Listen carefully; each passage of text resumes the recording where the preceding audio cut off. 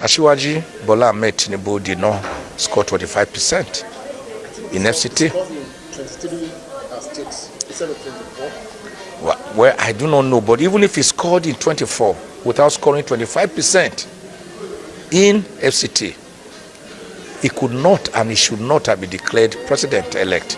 Hello everyone, you don't already get know my people. This time around, they are dropping this certificate to my wonderful people. Hey. You don't set like this for Tando. See what the president-elect, whether they call Oga Tinubu, is going nowhere in this election. He's not going to Aso Rock. Una never hear. Now to make I can't tell you now. Say they go Aso Rock. They you understand for nothing. Na fashion, na it be fashion. Make on listen. The former minister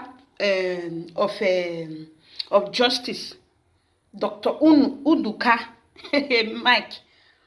Dr. Mike Unduka, see the way they break another table leg. Una know say this INEC officer, the chairman of INEC, Mr. Yakubu, he forget say if you win all the whole state, you no come win for Abuja 25%. You are going nowhere now. The manipulation now there. The word of the Lord talk and say, surely they shall gather, but they shall fail. And the constitution talk and say, the plans of the enemy is going to abort it. You understand? Now Job 12 verse 5. Now there. You understand? Okay. He said the hands of the devices shall never move on. He said all their evil plots is going to abort them. They no know that one. They can forget. Okay. See, me kuna come listen to what the former justice of federation talk about this election where they manipulate koro. This oga where they look me so oga Yakubu and oga Emilokon they manipulate them. Imagine APC win 12 states, PDP win 12 states, oga LEP win 12 states, which is Peter Obi wins 12 states. At the end of the story, they not can remember to add Abuja on. That is, other many say Emilio can use other numbers they pass them. You understand? After manipulating, because they no upload any result at all. Hey, my people, make us off talk. I said they no upload any result. They use mango to do one. My wonderful people, make una come here with the federal.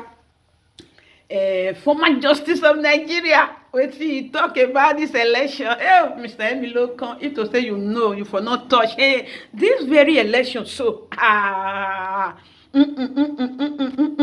now here, now the consistencies. Everybody they talk and say since when they do guru ringi. Now this one a ringo. They ringo. In a ringo lawa. My people listen. Asiwaju Bola Ahmed Tinubu did not score 25% in FCT. 23 states instead of 24. Well, I do not know, but even if he scored in 24 without scoring 25% in FCT, he could not and he should not have been declared president-elect. See this man. 127,974 polling units in Nigeria. The constitutional requirement is that you must upload results from these polling units. But what we saw was INEC resorting to manual, mutilating results, shutting down their portal for over 24 hours, during which time all the doctoring and surgical operations had taken place. The election was therefore not fair, it was not transparent, it was not genuine, it was not credible. And so the emergent president-elect is going to carry a very strong, heavy burden of legitimacy and lack of it on his neck like an albatross. It doesn't require even demonstrations or protests on the streets to drive home this point. The issue is a moral burden on him. And not only that, it is clear from the provisions of the Constitution, should check sections 132 to 134, that the winner of the presidential election must not only win plurality of the votes, that is the most number of votes, he must also win 25% in each of at least 2/3 of the Nigerian states and the Federal Capital Territory. What does that mean? You must get 25% in 24 states and the Federal Capital Territory. Asiwaju Bola Ahmed Tinubu did not score 25% in FCT. 23 states instead of 24. Well, I do not know, but even if he scored in 24 without scoring 25% in FCT, he could not and he should not have been declared president-elect, as INEC wrongly did. So all these are matters that must and will be challenged at the tribunals. From INEC, nothing positive can be expected from the present INEC as it is presently constituted. Nothing. For the judiciary, my advice to it is that in deciding this case, it must look critically at the justice of the matter, not at technicalities. It must look at the wishes of the Nigerian people as expressed through the polls, not technicality. I do not want a judiciary.